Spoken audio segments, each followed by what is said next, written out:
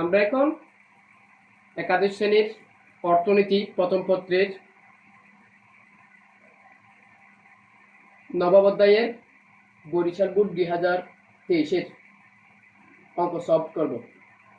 এখানে বলছেন একটি অর্থনীতি বুক ও বিনিয়োগের সমীকরণ নির্ণয়। সি সমান 75 প্লাস 0.5y আই সমান 200। প্রথম প্রশ্নটি হলো মোট দেশজ উৎপাদন কি? মোট দেশজ উৎপাদন কোনো নির্দিষ্ট সময়ে সাধারণত এক বছরে একটি দেশের অভ্যন্তরে বা ভৌগোলিক সীমারেখার মধ্যে উৎপাদিত দ্রব্যসামগ্রী ও সেবাকর্মের আর্থিক মূল্যকে জিডিপি বলে বা মোট দেশজ উৎপাদন বলে। দ্বিতীয় প্রশ্নটি হলো জাতীয় আয় পরিমাপের সময় শুধু চূড়ান্ত দ্রব্য ও সেবা অন্তর্ভুক্ত হয় কেন? জাতীয় আয় গণনার সময় সাধারণত চূড়ান্ত পর্যায়ে দ্রব্য ও সেবা অন্তর্ভুক্ত হয়।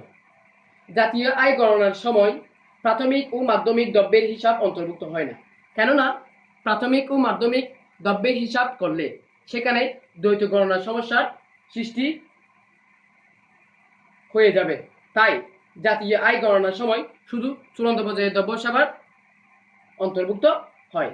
তৃতীয় প্রশ্নে বলেছেন উদ্দীপকের সমীকরণ ব্যবহার করে ভারসাম্য জাতীয় আয় নির্ণয় করো। তাই আমরা সলভ করবো এই অঙ্কটি। প্রথমে লিখব উদ্দীপকের সমীকরণ ব্যবহার করে।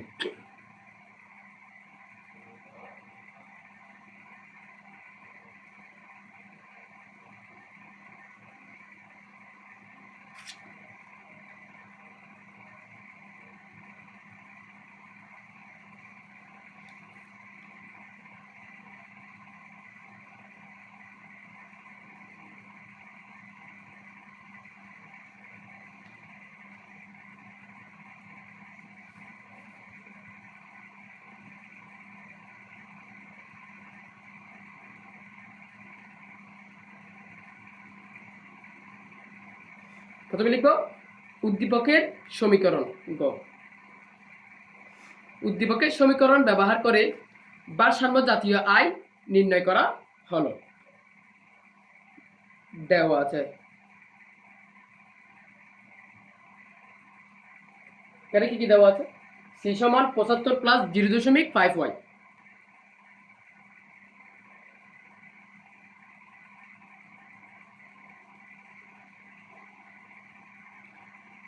আই সমান 200।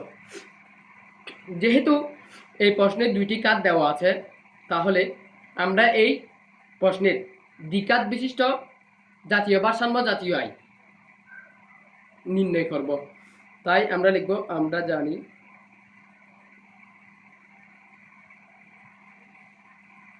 দ্বিঘাত বিশিষ্ট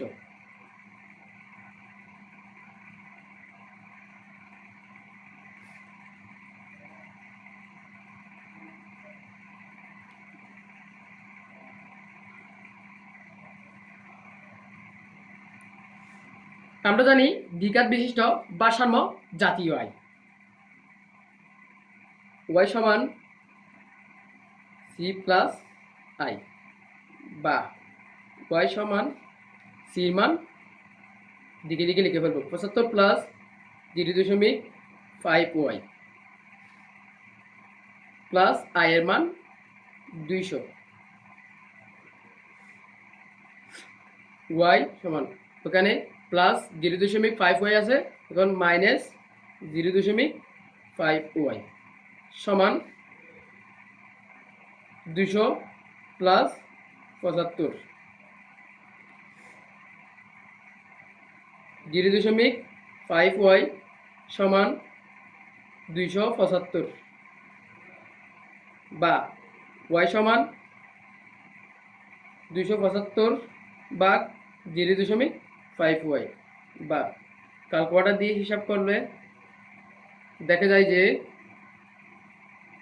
মিস্টেক হয়ে গেছে, বা y সমান 550।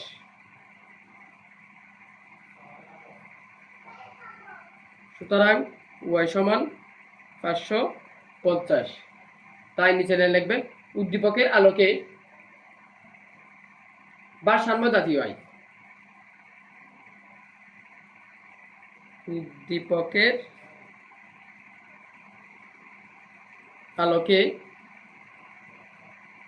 ভারসাম্য জাতীয় আয় y সমান 550।